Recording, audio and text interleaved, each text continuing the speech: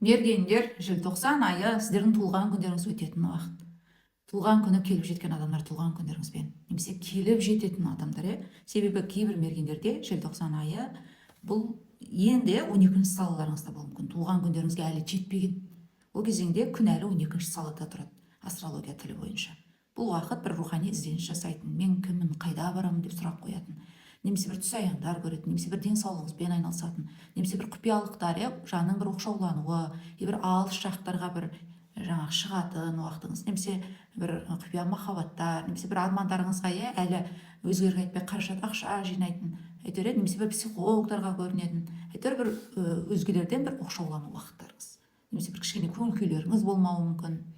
Және ал енді мына бірінші салаға, мен деген эго салаларыңызға күні өтіп қойған мергендер, мен қазір асцендент бойынша айтып жатырмын, онда нағыз сіздердің жарқырайтын кезеңдеріңіз осы 1-ші желтоқсаннан басталып қояды. Неге? Себебі Венера, махаббат, ақша, сұлулық, ғаламшары мына тура сіздердің белгілеріңізге мерген белгісіне 1-ші декабрьден 27-ші декабрьге дейін өтеді.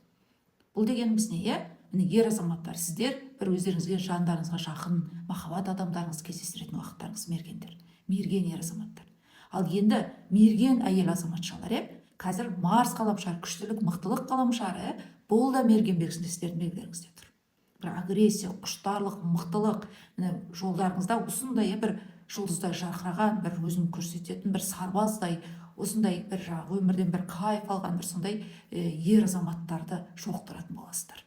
Неге? Себебі Марста, Венерада осы бүкіл декабрь айы бірге қол ұстасып жүреді. Сондықтан бір махаббат актуальды болады, немесе бір жаңа танысулар болады, және тіпті бір қызба құштар боласыз бүкіл мергендер. Бір жерлерде шыдамсыз боласыздар, тіпті конфликтлер де болады. Неге? Себебі Марс ғаламшары 15 күннен бері сіздердің белгілеріңізде тұр.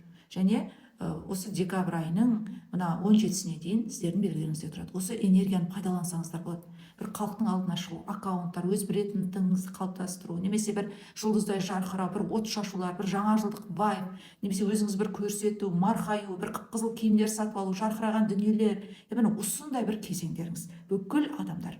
Және сонымен қатар 5-ші декабрьдің арғы бергі уақыттарында тура сіздің қарсы бетіңізде егіздер белгісінде ай толуы болады. Сізге бір ұсыныстар келеді, немесе бір көзіңіз ашылады, немесе бір тоқтам шешімге келесіз, немесе бір жұмысқа шақырулар болады, немесе бір махаббатта кездесулер болады, бір кульминациялық кезең болады сіздерде.